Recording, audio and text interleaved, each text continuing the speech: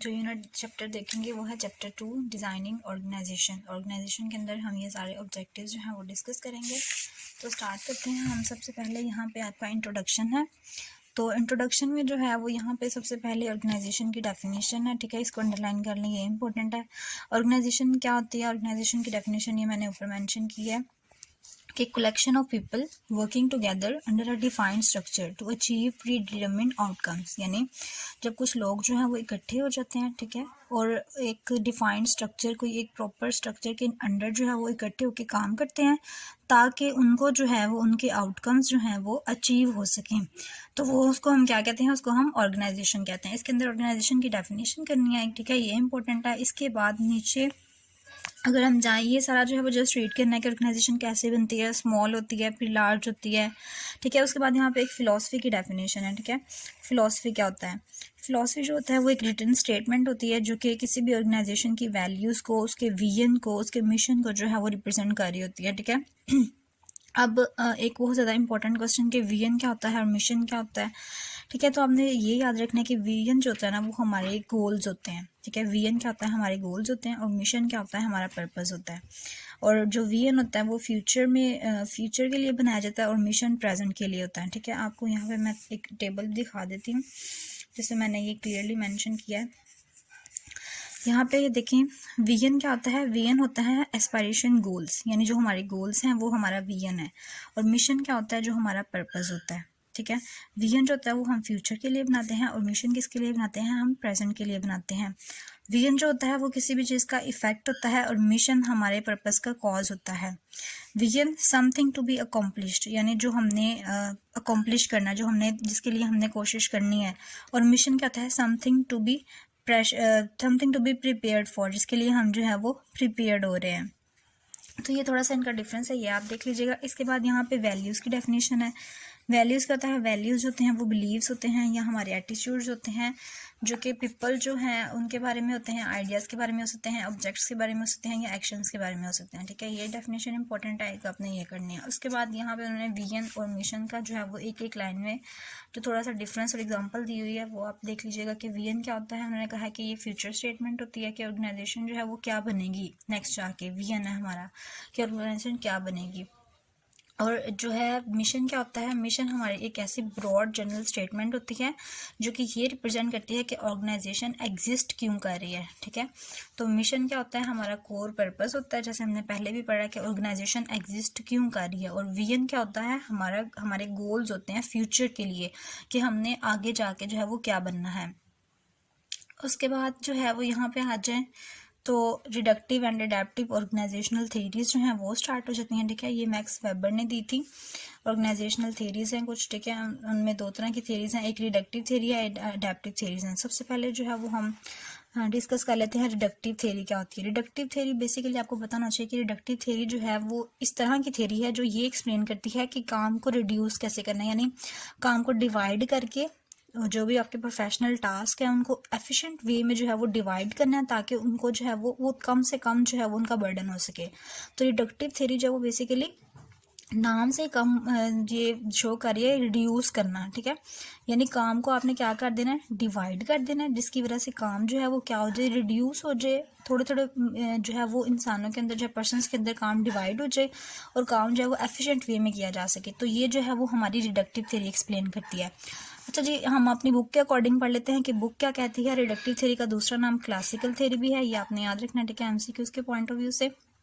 Reductive theory का दूसरा नाम क्लासिकल थ्योरी है और ये बेसिकली क्या बताती है? नेचर ऑफ द वर्क के बारे में बताती है, ठीक है, स्ट्रक्चर के बारे में बताती है और जो काम जो है वो उसको कैसे कंपोनेंट्स में डिवाइड करना है, इन चीज़ के बारे में बताती है। तीन चीज़ों के बारे में हमारी बुक के अकॉर्डिंग ये बताती है, नेचर ऑफ द वर्क के बारे में, स्ट्रक्चर के बारे में, और तीसरी चीज़ क्या है कि जो काम को कैसे डिवाइड करना है हमने, ठीक है। ये आपने यहाँ से बस इतना इंपॉर्टेंट है। उसके बाद कि इसके 4 एलिमेंट्स हैं, ठीक है। सबसे पहले आ जाता है कि division and specialisation of labour. इसका मतलब क्या है कि आपने हर इंसान को जो है जो काम वो एफिशिएंट वे में कर सकता है ना, आपने उसको वो काम जो है वो असाइन कर देना है, ठीक है। नंबर ऑफ टास्क जो है वो रिड्यूस कर देने हैं, इंसान जो है वो ज़्यादा करने हैं, लेबर जो है वो ज़्यादा करने हैं और उसके अंदर जो है वो आपने हर एक को एक एक काम असाइन कर देना है, ठीक है। इससे क्या होगा कि हर पर्सन जो है वो अपना काम खुद करेगा और एफिशिएंसी जो है वो इंक्रीज़ होगी, ठीक है। ये है division and specialisation of labour, पहला एलिमेंट। उसके बाद जो हमारा दूसरा एलिमेंट आ जाता है वो आ जाता है ऑर्गेनाइजेशनल स्ट्रक्चर। ऑर्गेनाइजेशनल स्ट्रक्चर का मतलब क्या है कि ऑर्गेनाइजेशनल स्ट्रक्चर ये है कि अरेंजमेंट जो है वो हमने डिपार्टमेंट्स के अंदर, डिफरेंट डिपार्टमेंट्स के अंदर जो है वो लोग जो हैं उनको हायर करना है। तो ऑर्गेनाइजेशनल स्ट्रक्चर जो है वो कहते हैं कि based on the concept of departmentalisation. ये सबसे इंपॉर्टेंट है कि डिपार्टमेंटलाइजेशन के ऊपर जो ऑर्गेनाइजेशनल स्ट्रक्चर बेस करता है। ठीक है, आपने कैसे जो है वो नेटवर्क, एक कम्युनिकेशन नेटवर्क जो है वो इस्टेब्लिश करना है। उसके बाद है कि ब्यूरोक्रेसी की एक टर्म है, यहाँ पे इसको अंडरलाइन कर ले कि ब्यूरोक्रेसी क्या होता है, ideal, intentionally, rational, most efficient form of organisation. और ये ब्यूरोक्रेसी का कॉन्सेप्ट किसने दिया था, मैक्स वेबर ने दिया था 1958 में। ठीक है, ब्यूरोक्रेसी का कॉन्सेप्ट। और ब्यूरोक्रेसी है क्या, ऑर्गेनाइजेशन की ही एक फॉर्म है। ठीक है, ऑर्गेनाइजेशनल स्ट्रक्चर बेसिकली क्या हो गया कि डिपार्टमेंट्स के अंदर कैसे वर्क ग्रुप्स जो हैं वो अरेंज किए गए हैं, इस चीज़ को ऑर्गेनाइजेशनल स्ट्रक्चर रिप्रेजेंट करता है। उसके बाद चेन ऑफ कमांड आ जाता है, तीसरा हमारा एलिमेंट है, बहुत इंपॉर्टेंट। चेन ऑफ कमांड क्या होता है, चेन ऑफ कमांड को हम कहते हैं ऑर्गेनाइजेशनल चार्ट है, यानी कमांड यानी जो ऑर्डर की जो चेन है वो ऊपर से नीचे ट्रांसफर हो रही है। ठीक है, यानी ऊपर जो है वो हायर अथॉरिटी होगी, नीचे जो होगी वो लो अथॉरिटी होगी। तो इनमें उन्होंने दो टर्म्स जो है ना वो बताई हैं, एक है लाइन अथॉरिटी यहाँ पे इम्पोर्टेंट, और एक है स्टाफ अथॉरिटी। अब जो लाइन अथॉरिटी होती है ना, लाइन ऑफ अथॉरिटी, वो बेसिकली क्या, कौन सी अथॉरिटी होती है, जो कि डायरेक्टली रिलेटेड होती है जो भी ऑर्गेनाइजेशनल के ऑब्जेक्टिव्स हैं उनके साथ। ठीक है, लाइन अथॉरिटी, इसको हम सुपरवाइजर्स भी कह सकते हैं। ठीक है, सुपरवाइजरी अथॉरिटी होती है जो ऊपर टॉप के मैनेजर्स होते हैं, जो कि जिनको कंसर्न होता है कि हमारी ऑर्गेनाइजेशन जो है वो वाकई इसको ये वाले ऑब्जेक्टिव्स जो हैं वो अचीव होने चाहिए। ठीक है, ये लाइन अथॉरिटी होती है। और स्टाफ अथॉरिटी जो नीचे के लोग होते हैं, जो कि हेल्प करते हैं बेसिकली लाइन अथॉरिटी की, कि वो उन ऑब्जेक्टिव्स को जो है वो अचीव कर सकें। ठीक है, तो स्टाफ अथॉरिटी जो होती है वो नीचे के लोग होते हैं और लाइन अथॉरिटी जो ऊपर के लोग हैं। ठीक है, ये एक CEO है, आप समझ लें। ठीक है, ये डायरेक्टली रिलेटेड है, इसको अपनी ऑर्गेनाइजेशन की बहुत फिक्र है। ये कहता है कि मेरे ऑर्गेनाइजेशन के कुछ ऑब्जेक्टिव्स हैं वो अचीव होने चाहिए। तो जो लाइन अथॉरिटी है वो कौन है, अथॉरिटी सुपरवाइजर्स हैं, और जो नीचे वाली स्टाफ अथॉरिटी है वो इसकी हेल्प करेंगी कि इसके ऑर्गेनाइजेशनल ऑब्जेक्टिव जो हैं वो अचीव हो सकें। ठीक है, ये कॉन्सेप्ट आपको समझ में आ गया। अब यहाँ पे देखेंगे इन्होंने एक डायग्राम जो है वो ड्रॉ की हुई है। तो चीफ नर्स एग्जेक्टिव जो है वो हमारी क्या होगी, लाइन अथॉरिटी होगी, और नीचे के लोग जो होंगे वो क्या होंगे, स्टाफ अथॉरिटी में आ जाएंगे। ठीक है, ये कॉन्सेप्ट आपको समझ में आ गया। उसके बाद हमारे पास आ जाता है कि स्पैन ऑफ कंट्रोल क्या होता है। ठीक है, तो स्पैन ऑफ कंट्रोल क्या होता है, बेसिकली आपको इसकी एग्जैक्ट डेफिनेशन मैं दिखाती हूँ। स्पैन ऑफ कंट्रोल जो होता है वो क्या होता है, the number of subordinates that can be manage effectively and efficiently by supervisors और मैनेजर इन एन ऑर्गेनाइजेशन। यानी एक ऑर्गेनाइजेशन के अंदर जितने भी सबऑर्डिनेट्स जो हैं वो एक मैनेजर इफेक्टिवली मैनेज कर सकता है उनको, उसको हम कहते हैं कि ये इसका स्पैन ऑफ कंट्रोल है। यानी जितने लोग जो हैं वो एक मैनेजर कंट्रोल कर सकता है, ये जितने लोग एक मैनेजर के अंडर हैं उनको हम कहते हैं ये इसका स्पैन ऑफ कंट्रोल है। ठीक है, अगर एक मैनेजर जो है वो अगर 7 लोगों को कंट्रोल कर रहा है, ठीक है, और एक मैनेजर जो है वो 3 लोगों को कंट्रोल कर रहा है, तो हम कहेंगे कि ये इसका जो है ना वाइडर स्पैन ऑफ कंट्रोल है, और इसका जो है ना वो लो स्पैन ऑफ कंट्रोल है।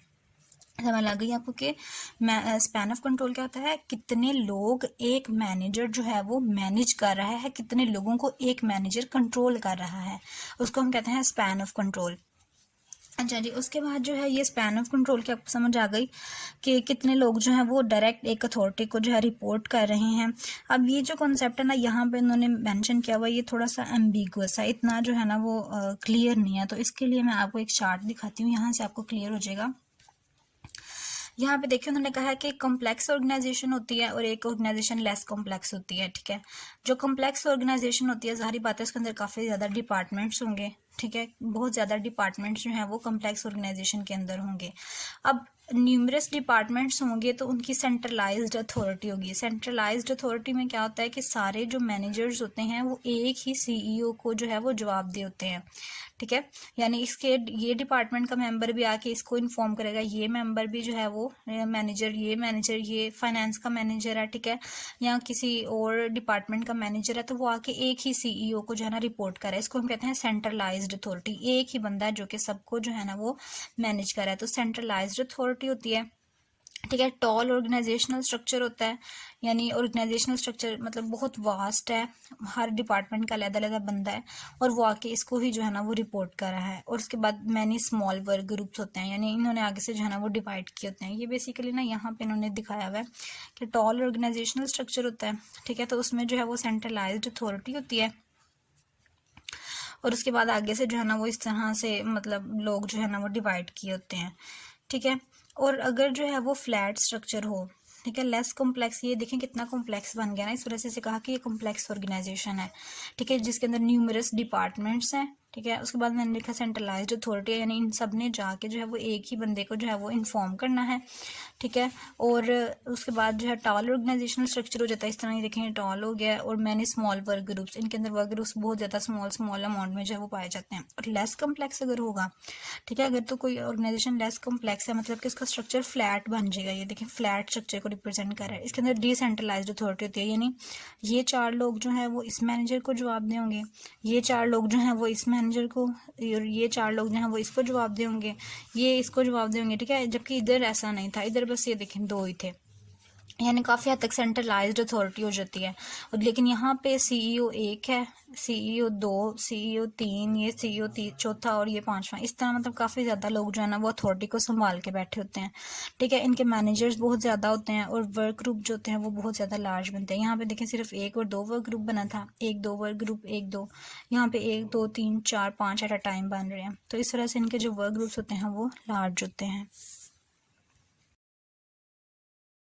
नेक्स्ट जो है वो हमारे पास है ह्यूमनिस्टिक थ्योरी। ह्यूमनिस्टिक थ्योरी का जो है वो दूसरा नाम है नियो क्लासिकल ऑर्गेनाइजेशनल थ्योरी, ठीक है। जिस तरह हमने पहले पढ़ा था कि जो रिडक्टिव थ्योरी थी उसका दूसरा नाम था जो क्लासिकल थ्योरी, इस तरह से जो है वो ह्यूमनिस्टिक थ्योरी का दूसरा नाम है नियो क्लासिकल ऑर्गेनाइजेशनल थ्योरी।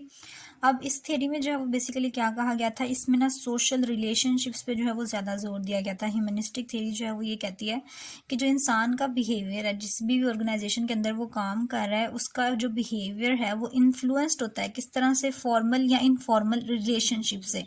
यानी इंसान जो है वो ग्रुप का प्रेशर होता है उसके ऊपर, या वैसे फॉर्मल रिलेशनशिप का प्रेशर होता है जिसकी वजह से वो ज़्यादा काम करता है एक ऑर्गेनाइजेशन के अंदर। तो ये बेसिकली जो था ना इसका इसकी समरी थी। यहाँ से हम देखें तो इसमें सबसे पहले इन्होंने सोशल रिलेशनशिप्स पे जोर दिया था, ठीक है।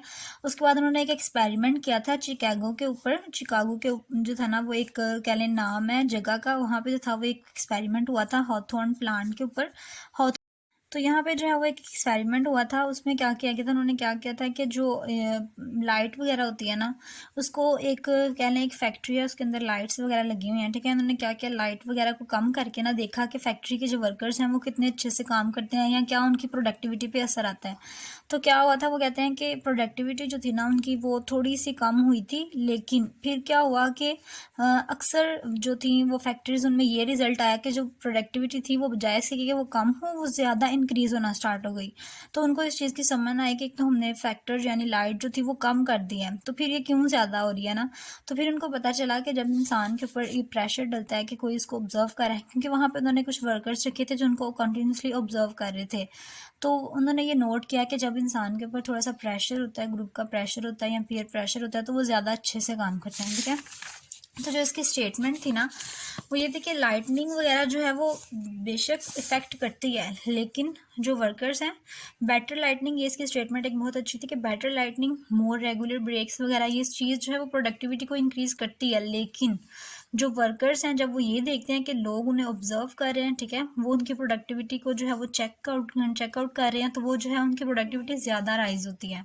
बेसिकली इसने क्या बताने की कोशिश की थी कि इंसान की जो प्रोडक्टिविटी है, उसके जो रिलेशनशिप्स हैं, जो उसके ऊपर पावर है, जब वो उसको ऑब्जर्व करती है तो उसकी प्रोडक्टिविटी इंक्रीज होती है। इसको हम हॉथॉर्न इफेक्ट भी कहा जाता है, ये एक इसकी टर्म है, ये आपने याद रखनी है, ठीक है। उसके बाद जो है वो ये यहाँ पे जो है उन्होंने ये लास्ट पे लाइन अंडरलाइन करनी है कि इंडिविजुअल जो है उनको ब्राइब यानी रिश्वत वगैरह दे के जो है वो काम नहीं करवाया जा सकता, जिस तरह से वो अपनी विलिंग से जो है वो काम अच्छे से परफॉर्म करते हैं। उसके बाद नेक्स्ट हमारे पास आ जाती है अडेप्टिव थ्योरी। अडेप्टिव थ्योरी का जो दूसरा नाम है वो है मॉडर्न ऑर्गेनाइजेशन थ्योरी, ठीक है। मॉडर्न ऑर्गेनाइजेशन थ्योरी भी इसे कहते हैं। अडेप्टिव थ्योरी में ना बेसिकली सिस्टम थ्योरी आती है, और उसके बाद कॉन्टिजेंसी थ्योरी जो है एक यहाँ पर ये आती है, और उसके बाद जो है वो कैओस थ्योरी। ये तीनों थ्योरीज जो हैं वो अडेप्टिव थ्योरी की टाइप है। अडेप्टिव थेरीज में बेसिकली क्या बताया जाता है कि अडेप्टेशन जो है ना वो सबसे ज़्यादा अच्छी चीज़ है एक ऑर्गेनाइजेशन के अंदर। जितनी अडेप्टेशन होगी ज़्यादा जो है ना वो प्रोग्रेस करेगी ऑर्गेनाइजेशन। कुछ रूल्स वगैरह हैं जिसके ज़रिए जो है वो ऑर्गेनाइजेशन ज़्यादा तरक्की करती है। तो अब हम देखते हैं सिस्टम थेरी सबसे पहले इन्होंने दी थी हमें। सिस्टम थेरी में उन्होंने क्या बताया था कि सिस्टम क्या होता है। बेसिकली सिस्टम होता है इंटरकनेक्टेड या इंटरलिंक्ड सेट, एक सेट है जो कि वर्क करता है एज अ होल। ठीक है, ये सिस्टम की डेफिनेशन है कि ये इंटरकनेक्टेड सेट है जो कि जिसमें सारा जो काम है वो कैसे होता है एज अ होल जो है वो वर्क कर रहे होते हैं। ठीक है, ओपन सिस्टम भी होता है, क्लोज सिस्टम भी होता है। ठीक है, ओपन सिस्टम यहाँ पे उन्होंने बात किया open system organisation. Open system basically वो सिस्टम होता है जिसमें कि गवर्नमेंट की पॉलिसीज़ हैं, ठीक है, जो बाहर की चीज़ें इफेक्ट कर रही होती हैं सिस्टम को, उसको हम कहते हैं ओपन सिस्टम ऑर्गेनाइजेशन। तो ओपन सिस्टम ऑर्गेनाइजेशन में कुछ रिसोर्सेज होते हैं, उनको हम इनपुट कहते हैं, यानी जो अंदर से जा रही होती है, जैसे कि फाइनेंस वगैरह हो गया, ठीक है, जो उसके मटीरियल वगैरह जो अंदर से ऑर्गेनाइजेशन को चीज़ें हम प्रोवाइड करेंगे वो इनपुट है। ठीक है जी, उसके बाद जो है वो इनपुट में मटेरियल आ जाता है, मनी आ जाता है, इक्विपमेंट आ जाते हैं, ठीक है, ह्यूमन रिसोर्स है, ये सारा कुछ इनपुट है। उसके बाद एक है थ्रूपुट। थ्रूपुट क्या होता है, जो भी रिसोर्सेज जो होते हैं ना उनको ट्रांसफ़र किया जाता है इस तरह के मेथड के साथ कि वो ऑर्गेनाइजेशन के मिशन को जो है ना वो फुलफ़िल कर सकें। तो वो जो प्रोसेस होता है उसको हम कहते हैं थ्रूपुट, यानी इस प्रोसेस से गुजार के उनको जो है वो ऑर्गेनाइजेशन के मिशन के लिए इस्तेमाल किया जा रहा है, ये थ्रूपुट हो गया। उसके बाद जब वो उनको इस्तेमाल किया जाता है तो उनसे जो है वो जो प्रोडक्टिविटी आती है, जो आउटकम्स आते हैं, उनको हम कहते हैं आउटपुट है ये। तो इसके अंदर आपने 3 टर्म्स याद रखनी है, इनपुट है, थ्रूपुट है और आउटपुट है। हर एजेंसी के अंदर ये 3 टर्म्स है, तो ये मिलके जो है वो सिस्टम थ्योरी बनाती हैं बेसिकली। उसके बाद थ्रूपुट का इन्होंने थोड़ा सा डिटेल बताई हुई है कि थ्रूपुट वो रिसोर्सेज होते हैं जो हम यूज़ करते हैं और उससे जो है वो आउटपुट इस्तेमाल की आती है बाद में। ठीक है, उसके बाद कंटिजेंसी थ्योरी आ जाती है। कंटिजेंसी थ्योरी बेसिकली क्या रिप्रेजेंट करती है कि हमने सिचुएशन के अकॉर्डिंग काम करना है, यानी चेंज होती रहती है सिचुएशन, जिस तरह की सिचुएशन होगी हमने उसके अकॉर्डिंग जो है ना ऑर्गेनाइजेशन ने अपना काम परफॉर्म करना है। इसके अंदर बस जो है ना वो यही है कि सिचुएशन चेंज होती रहती है तो ऑर्गेनाइजेशन को चाहिए कि वो सिचुएशन के अकॉर्डिंग जो है वो काम करता रहे। उसके बाद कैओस थ्योरी आ जाती है हमारे पास। कैओस थ्योरी जो है वो इसको हम ना इसके अंदर इसको हम बटरफ्लाई इफेक्ट भी कहते हैं। ठीक है, बटरफ्लाई इफेक्ट कहते हैं क्योंकि इसमें बेसिकली ये बताया गया था कि कैओस जो वर्ड होता है ना वो निकला हुआ है कि एक चीज़ जो कि मतलब ख़राब सी है, ठीक है, उसके अंदर जो है वो कोई ऑर्डर नहीं है। तो ये थ्योरी ने ना एक कॉन्सेप्ट दिया था, इसने कहा था कि some problems can have a different solution and different problems can have a same solution. यानी हो सकता है कि कुछ प्रॉब्लम्स हों उनके डिफरेंट डिफरेंट सोल्यूशन जो हैं वो निकल रहे हों, और हो सकता है डिफरेंट प्रॉब्लम्स हों उनके सेम सोल्यूशन हों। तो आपने जो है ना वो इसके अकॉर्डिंग काम करना है। बेसिकली इसके जो कॉन्सेप्ट्स थे इसके अंदर जो दिए गए थे, ये जो थी कैओस थ्योरी, हम यहाँ से पढ़ लेते हैं कि ये क्वांटम मैकेनिक्स पे सबसे पहले बेस करती थी। पहला पॉइंट ये इंपॉर्टेंट है इसके अंदर कि क्वांटम मैकेनिक्स पे थी जो है वो इसका लिंक्ड था। कैओस थ्योरी जो थी वो ये आइडिया को जो थी वो सपोर्ट करती थी कि कमांड एंड कंट्रोल जो है ना एक ऑर्गेनाइजेशन के अंदर बहुत ज़्यादा ज़रूरी होता है। ठीक है, और उसके बाद इसने जो थर्ड पॉइंट बताया था वो ये था कि जो नॉन लीनियर प्रॉब्लम्स होते हैं वो उनको जो है कभी भी लीनियर अप्रोच के साथ सॉल्व नहीं किया जा सकता। यानी कुछ इस तरह की प्रॉब्लम्स होती हैं जो बहुत उनके नॉन लीनियर यानी इतने सिंपल सोल्यूशन नहीं होते, तो अगर हम सिंपल सोल्यूशन उनके ऊपर अप्लाई करेंगे तो वो कभी भी सॉल्व नहीं होंगी। ये बेसिकली यही बात थी। उसके बाद ये कि कॉज एंड इफेक्ट जो है उसका इफेक्ट, ये चौथी बात इसकी ये थी कि जो कॉज एंड इफेक्ट का कॉन्सेप्ट है वो इसके अंदर एप्लीकेबल होता है। और पांचवी बात जो थी वो ये थी कि ऑर्गेनाइजेशनल लीडर्स होते हैं वो आहिस्ता आहिस्ता अपने आप को जो है वो रेगुलेट कर लेते हैं। यानी अगर कोई प्रॉब्लम आई है, कोई कैओस अकर हुआ है, तो फिर क्या होगा कि इंसान जो है वो अपने आप को सेल्फ रेगुलेट कर लेता है ओवर टाइम। इसके पाँचवें जो थी पॉइंट ये था। उसके बाद जो है वो ये रिफ्यूट करती है परमानेंट ऑर्गेनाइजेशन को, इसका 6 पॉइंट है। और 7वां पॉइंट ये था कि ये दूसरी ऑर्गेनाइजेशन से थोड़ी सी जो है वो डिफरेंट है वर्चुअल ऑर्गेनाइजेशन से। अब कैओस थ्योरी की जो बेसिक थ्योरी थी, मतलब जो कॉन्सेप्ट था कैओस थ्योरी कहाँ से आई थी, उसमें ये था कि कहा जाता है कि जो स्मॉल थिंग्स होती हैं, स्मॉल इनपुट होता है, वो हमारे पास बिग चेंज लेकर आता है। ठीक है, कैओस थ्योरी का जो मेन कॉन्सेप्ट था ना वो ये था कि जो स्मॉल थिंग्स होती हैं आप इस तरह से काम करते हो तो वो आपके पास एक बिग चेंज है वो भी ला सकती हैं। तो उन्होंने कैओस थ्योरी दी थी। कैओस थ्योरी के अंदर उन्होंने कुछ ये पॉइंट्स बताए थे, 7 पॉइंट्स है, ये आपने अच्छे से देख लेना है। नेक्स्ट जो हमारा टॉपिक है वो है organisational structure and shared governance. इसमें सबसे पहले जो है वो आपको ऑर्गेनाइजेशनल स्ट्रक्चर की डेफिनेशन करनी पड़ेगी। ठीक है, ऑर्गेनाइजेशनल स्ट्रक्चर की डेफिनेशन इसके अंदर नहीं लिखी हुई है, आपने नोट कर लेनी है। Group of rules, roles, responsibilities, relationships that outline how your company activities are directed to meet its goal. यानी रूल्स का, रोल्स का और रिस्पॉन्सिबिलिटीज़ का, रिलेशनशिप्स का जो है वो एक ग्रुप है जो कि ये डिटरमाइन करता है कि आपकी कंपनी किस तरह से जो है वो अपने गोल्स को अचीव करेगी। तो वो जो सारा ग्रुप है वो बेसिकली ऑर्गेनाइजेशनल स्ट्रक्चर है। ऑर्गेनाइजेशनल स्ट्रक्चर की सबसे पहले हमने डेफिनेशन देख ली, उसके बाद जो है वो इसके कुछ उन्होंने ऑर्गेनाइजेशनल स्ट्रक्चर की जो टाइप्स हैं आगे बताई हुई हैं। सबसे पहले आ जाता है फंक्शनल स्ट्रक्चर है हमारे पास, ठीक है। उसके बाद सर्विस लाइन स्ट्रक्चर है हमारे पास, और उसके बाद जो है वो मैट्रिक्स स्ट्रक्चर है। मैट्रिक्स स्ट्रक्चर के बाद जो है वो पैरेलल स्ट्रक्चर है यहाँ पे। तो सबसे पहले हम फंक्शनल स्ट्रक्चर की बात कर लेते हैं। फंक्शनल स्ट्रक्चर बहुत सिंपल है, इसमें बस उन्होंने ये कहा है कि हर जो एम्प्लॉयज़ हैं उनको डिपार्टमेंट्स के अंदर जो है वो हमने टास्क वगैरह असाइन करने हैं, वो वाले टास्क असाइन करने हैं जिसके अंदर वो मतलब स्पेशलाइज्ड होते हैं। यानी एक पर्सन है वो फाइनेंस का स्पेशलाइज्ड है, तो उसको हम फाइनेंस डिपार्टमेंट में जो है वो काम दे देंगे। अगर कोई और है पर्सन, ठीक है, तो वो मार्केटिंग का है तो उसको जो है वो हम मार्केटिंग का काम जो है वो असाइन कर देंगे। तो डिफरेंट जो है वो डिपार्टमेंट्स के लोग होंगे, उनको हम उनकी स्पेशलिटी के अकॉर्डिंग जो है वो ग्रुप्स में डिवाइड करके उनके फंक्शन के अकॉर्डिंग जो है वो हमने उनको ग्रुप्स में डिवाइड कर देना है। यहाँ पे भी उन्होंने जो है वो सेम यही बात की है कि जो फार्मेसी का है उसको फार्मेसी का काम देना है, जो लैब्स का है उसको लैब्स का काम देना है, ठीक है। तो ये जो है वो फंक्शनल स्ट्रक्चर को रिप्रेजेंट करता है, इसको हम ब्यूरोक्रेटिक स्ट्रक्चर भी कहते हैं। फंक्शनल स्ट्रक्चर के कुछ जो है वो एडवांटेजेस हैं और कुछ जो है वो डिसएडवांटेजेस भी हैं, ठीक है। फंक्शनल ऑर्गेनाइजेशनल स्ट्रक्चर में हमने पढ़ लिया कि ग्रुप बनाते हैं, उनकी जितनी भी जो भी स्किल्स होती हैं, जो नॉलेज होता है उसके अकॉर्डिंग हम उसके अंदर रख देते हैं, ठीक है। हर यूनिट जो है वो अपनी अपनी चीज़ को हैंडल करता है, और इसको हम साइलोस भी कहते हैं। अगर MCQs में आता है कि साइलोस जो है वो किसको कहा जाता है, तो जो फंक्शनल ऑर्गेनाइजेशनल स्ट्रक्चर है उसको हम साइलोस भी कहते हैं, क्योंकि ये इंडिपेंडेंट होते हैं और अपने अपना काम जो है वो कर सकते हैं। अब इसके एडवांटेजेस हैं, डिसएडवांटेजेस हैं। शॉर्ट SCQs में जो है वो ये भी आ सकता है कि एडवांटेजेस मेंशन करें, डिसएडवांटेजेस मेंशन करें। तो एडवांटेजेस में क्या आ जाता है कि इनकी प्रोडक्शन जो है वो ज़्यादा होती है, क्योंकि हर बंदा अपना अपना काम कर रहा होता है, वो काम कर रहा होता है जिसके अंदर वो एफिशिएंट है, तो इस वजह से एफिशिएंसी जो है वो इंक्रीज़ होती है। लिटिल टाइम स्पेंट लर्निंग, यानी लर्निंग पे कम काम लगता है क्योंकि लोगों को काम पहले से आता होता है, इस वजह से कम टाइम लगता है। अकाउंटेबिलिटी जो होती है वो क्लियर होती है, पता होता है इस बंदे ने ये काम किया तो हमने इसी से जो है ये बंदा जवाबदेह है कि अब इसने ये काम किया तो क्यों नहीं किया। रिड्यूस कन्फ्यूजन को कम कर देता है, और एम्प्लॉयज़ कॉन्फिडेंट होता है वो इंक्रीज़ होता है। इसके एडवांटेजेस हैं, ठीक है। और उसके बाद जो डिसएडवांटेजेस हैं वो क्या आ जाते हैं कि बोरिंग फीलिंग्स, यानी एक इंसान एक ही काम को करता जाता है तो उससे क्या हो जाता है, वो आहिस्ता आहिस्ता बोर होना स्टार्ट हो जाता है। एंथुसिज्म, यानी उसके अंदर जो स्पिरिट होता है वो थोड़ा सा कम हो जाता है। एम्प्लॉयज़ होते हैं वो डिस्करेज हो जाते हैं, कम्युनिकेशन इतनी क्लियर नहीं हो पाती, ठीक है। टीम वर्क जो होता है वो कम होता है क्योंकि हर इंसान जो है वो अपना काम कर रहा होता है, तो फिर दूसरे से कम्युनिकेशन करने का उनको मौका ही नहीं मिलता। कोऑर्डिनेशन कम होती है, ठीक है। तो कुछ प्रॉब्लम्स हो सकती हैं, और ऑटोक्रेटिक डिपार्टमेंट जो है वो इस्टेब्लिश होता है। तो ये इसके कुछ डिसएडवांटेजेस हैं, और ये जो थे वो उसके एडवांटेजेस थे। तो ये आपने इनके जो है फंक्शनल ऑर्गेनाइजेशनल स्ट्रक्चर के एडवांटेजेस और डिसएडवांटेजेस जो है वो देख लेने हैं। उसके बाद हमारे पास जो है वो आ जाता है स्ट्रक्चर, क्या है कि जिसमें सर्विस लाइन स्ट्रक्चर और फंक्शनल स्ट्रक्चर दोनों जो है वो इन्वॉल्व होंगे, ठीक है। इसके अंदर जो है डुअल अथॉरिटी होती है, यानी एक पर्सन दो से ज़्यादा लोगों को रिस्पॉन्सिबल होता है अपना जवाब देने के लिए।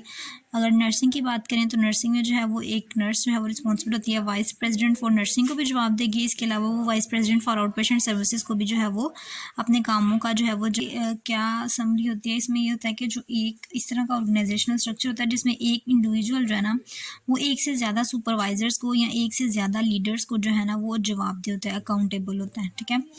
अगर मैं इसकी डायग्राम जो है वो आपको दिखाऊं तो इसके अंदर यहाँ पे आप देखेंगे कि एक प्रेसिडेंट है, ठीक है, CEO है, और वो जो है नीचे उसके जो काम कर रहे हैं VP है of marketing, VP of sales, VP of finance, ठीक है, VP ऑफ ह्यूमन रिसोर्सेज और VP ऑफ ऑपरेशंस मैनेजमेंट के जो लोग हैं, ठीक है। तो इसमें जो है अब देखिए ये जो एक मैनेजर है ना वो VP ऑफ ह्यूमन रिसोर्स को भी जो है अकाउंटेबल है, इसके अलावा वो प्रेसिडेंट या CEO को भी जो है वो अकाउंटेबल है। तो ये जो है वो मैट्रिक्स स्ट्रक्चर की एक एग्जांपल है। हमारे पास एक पैरेलल स्ट्रक्चर है। पैरेलल स्ट्रक्चर जो है ना वो मैट्रिक्स स्ट्रक्चर से मिलता जुलता है, यानी इसके अंदर भी जो है ना वो बेसिकली दो लाइन ऑफ अथॉरिटीज़ होती हैं जो मॉनिटर कर रही होती हैं। तो हम देख लेते हैं इसमें कौन कौन सी लाइन ऑफ अथॉरिटीज़ होती हैं। इसमें जो है ना एक हॉस्पिटल का अगर हम बात करें हॉस्पिटल से रिलेटेड, तो एक जो होती है ना वो हॉस्पिटल की अथॉरिटी होती है जो कि एक नर्सिंग स्टाफ से जो है वो अकाउंटेबल होती है, उससे पूछेगी उसके काम से रिलेटेड। और एक मेडिकल गवर्नेंस बॉडी होती है, यानी जो क्या करती है, जो स्पॉन्सर करती है, ठीक है, हॉस्पिटल को। तो मेडिकल गवर्नेंस बॉडी होती है और एक हॉस्पिटल की अथॉरिटी है जो कि नर्स से जो है वो जवाबदेह है, उससे पूछेगी। 2 लाइन्स ऑफ अथॉरिटी भी इसके अंदर है। नर्सिंग स्टाफ के लिए यहाँ पे आप पढ़ सकते हैं हॉस्पिटल है और एक मेडिकल गवर्नेंस स्ट्रक्चर है। आपको सिंपल वर्डिंग में बताऊँ तो एक सीईओ, जैसे आप वो सब मैंने सीईओ जो है वो रिस्पॉन्सिबल होता है और एक एमओ है वो जो है अकाउंटेबल होता है, वो जो है वो अकाउंटेबिलिटी कर सकता है बेसिकली। तो 2 जो है वो पैरेलल स्ट्रक्चर के अंदर भी जो है वो 2 लाइंस ऑफ अथॉरिटी होती हैं। उसके बाद हमारे पास शेयर्ड गवर्नेंस आ जाता है। शेयर्ड गवर्नेंस जो है इसकी डेफिनेशन सबसे पहले आपको आनी चाहिए कि ये किस तरह का स्ट्रक्चर है। इसके अंदर प्रोसेस और स्ट्रक्चर इस तरह का इन्वॉल्व होता है जिसके अंदर फैकल्टी जो है, प्रोफेशनल स्टाफ है, बोर्ड है, स्टूडेंट्स हैं, सब जो है वो पार्टिसिपेट करते हैं। किस चीज़ में पार्टिसिपेट करते हैं? कोई पॉलिसी बनानी है या कोई डिसीजन मेकिंग करनी है इंस्टीट्यूशन के लिए, तो उसके अंदर वो सारे जो है वो इन्वॉल्व होते हैं। इस वजह से कहते हैं शेयर्ड गवर्नेंस, ठीक है। इस तरह का ऑर्गेनाइजेशनल स्ट्रक्चर जिसके अंदर स्टाफ, बोर्ड, स्टूडेंट्स, फैकल्टी सारे इन्वॉल्व होते हैं टू मेक द डिसीजन और any policy for the institution, तो उसको हम कहते हैं ये हमारे शेयर्ड गवर्नेंस है। स्टेट गवर्नेंस के अंदर जो है वो ये पैराग्राफ एक लिखा हुआ है। इसके अंदर बेसिकली उन्होंने काउंसलिंग का थोड़ा सा लिखा हुआ है, हॉस्पिटल अथॉरिटी का लिखा हुआ है और लास्ट पे जो है वो उन्होंने स्टाफ का बताया हुआ है कि स्टाफ सपोर्ट जो होती है वो ज़रूरी होती है। सारे जो है वो आपस में कोऑर्डिनेट करें ताकि जो है वो डिसीजन जो है वो अच्छा बनाया जा सके। कुछ ह्यूमन फैक्टर्स के बारे में बताया कि अगर लीडरशिप ना हो, मैनेजर ना हो या मेंटोर्स वगैरह ना हो तो इस वजह से ये मॉडल जो है वो फिर इम्प्लीमेंट नहीं हो सकता। ये हेल्थ केयर सेटिंग्स हैं, ये कोई इतना मतलब डिफ़िकल्ट टॉपिक नहीं है। प्राइमरी केयर जहाँ पे सबसे पहले पेशेंट रहता है ट्रीटमेंट करवाने के लिए, प्रिवेंटिव मेजर्स के लिए, ठीक है। एक्यूट केयर हॉस्पिटल्स हैं जिनमें टर्शरी केयर हॉस्पिटल्स आ जाते हैं, DHQs आ जाते हैं, THQs हैं, ठीक है। टर्शरी केयर हैं या दूसरे हॉस्पिटल्स हैं वो सारे जो है इसके अंदर आ जाते हैं। इनके अंदर लेंथ ऑफ स्टे, जितना देर पेशेंट वहाँ पे स्टे करेगा, जो सी सर्विसेज वहाँ पे प्रोवाइड की जाएंगी उनके अकॉर्डिंग जो है वो इन हॉस्पिटल्स को डिवाइड किया गया। उसके बाद हमारे पास होम हेल्थ केयर है, जिस तरह के होम नर्सिंग केयर होती है, यानी नर्स जो होती है वो घर में जाकर बेसिकली केयर प्रोवाइड करती है, तो होम हेल्थ केयर है। और उसके बाद लॉन्ग टर्म केयर्स हॉस्पिटल जो हैं आ जाते हैं, ठीक है, जहाँ पे long term services chronic patients होते हैं वो जाते हैं और उनको जो है वो सर्विसेज प्रोवाइड की जाती हैं। ओल्ड एज होम जिस तरह उन्होंने बनाए होते हैं, ओल्ड होम बनाए होते हैं, ठीक है, वहाँ पे जो है वो सर्विसेज प्रोवाइड की जाती हैं, लॉन्ग टर्म सर्विसेज जो होती हैं वो प्रोवाइड की जाती हैं। आपने जो है ना इसमें से ये सारा जो है वो जस्ट रीडिंग देने वाले थे, इंपॉर्टेंट नहीं है। जो मेन चीज़ है वो ये है कि जो सिस्टम है वो क्या क्या चीज़ें प्रोवाइड करता है, केयर प्रोवाइड करता है, ठीक है, कवरेज अच्छे से करता है और पेमेंट वगैरह जो है वो प्रोवाइड करता है। उसके बाद जो चीज़ यहाँ पे इंपॉर्टेंट है ना, एक वो है डाइवर्सिफिकेशन। इसकी डेफिनेशन जो है वो अच्छे से देख लेना। डाइवर्सिफिकेशन क्या होता है कि एक ऑर्गेनाइजेशन जो है ना वो एक से ज़्यादा एरियाज़ में जो है वो फैल चुकी है, ठीक है। अब ये कंसेंट्रिक डाइवर्सिफिकेशन है और एक कंग्लोमेरेट डाइवर्सिफिकेशन है, ठीक है। कंसेंट्रिक डाइवर्सिफिकेशन का मतलब ये होता है कि अगर एक कंपनी है उसने अपनी ही प्रोडक्ट जो है वो दूसरी जगह पे फैलाई है, ठीक है। जो वो प्रोडक्ट वो एक जगह पे जिस प्रोडक्ट पे काम कर रही थी ना, उसी प्रोडक्ट को उन्होंने दूसरे एरियाज़ में चलाना स्टार्ट कर दिया। फॉर एग्जांपल हम कहते हैं पेप्सी की एक ब्रांच लाहौर में है, ठीक है, तो अगर पेप्सी की दूसरी ब्रांचेस कहीं और जो है वो बनना शुरू हो गए तो हम कहेंगे ये इसकी कंसेंट्रिक डाइवर्सिफिकेशन है। लेकिन अगर इस तरह होता है कि एक हॉस्पिटल जो है वो अपनी एक ब्रांच एक जगह बना के दूसरी जगहों पे अपनी कुछ और चीज़ों की जो है वो प्रोडक्शन स्टार्ट कर देता है, जैसे अगर पेप्सी की एग्जांपल लें तो वो अगर एक लाहौर में है लेकिन वो दूसरे शहरों में कुछ और जो है वो अपना स्टार्ट कर रही है, ठीक है, कोई टॉयज़ की शॉप है वो स्टार्ट कर रही है, कोई मार्केट स्टार्ट कर रही है, तो ये होती है कंग्लोमेरेट डाइवर्सिफिकेशन, यानी कुछ और प्रोडक्ट जो है ना अपनी प्रोडक्ट से हट के कुछ और प्रोडक्ट जो है वो स्टार्ट कर रही है। और उसके बाद जो है इसमें से ये इफ़ेक्टिव अकाउंटेबल केयर ऑर्गेनाइजेशन की डेफिनेशन है कि क्या प्रोवाइड करती है, पेशेंट्स को केयर प्रोवाइड करती है, ठीक है। उसके बाद रेड साइन की एक डेफिनेशन है, ये इंपॉर्टेंट है कि स्ट्रेटजीज होती हैं कि आप कैसे सेफ़, एफिशिएंट और क्वालिटी केयर जो है वो प्रोवाइड कर सकते हैं, ठीक है। ऑर्गेनाइजेशनल कल्चर को आपने देख लेना है कि ऑर्गेनाइजेशनल कल्चर क्या होता है कि एक ऑर्गेनाइजेशन की जो वैल्यूज़ होती हैं, रूल्स होती हैं, वो उसके ऑर्गेनाइजेशनल कल्चर को बनाती हैं। ये डेफिनेशन इंपॉर्टेंट है इसमें से। और बस यहाँ पे जो है वो हमारा चैप्टर एंड हो जाता है।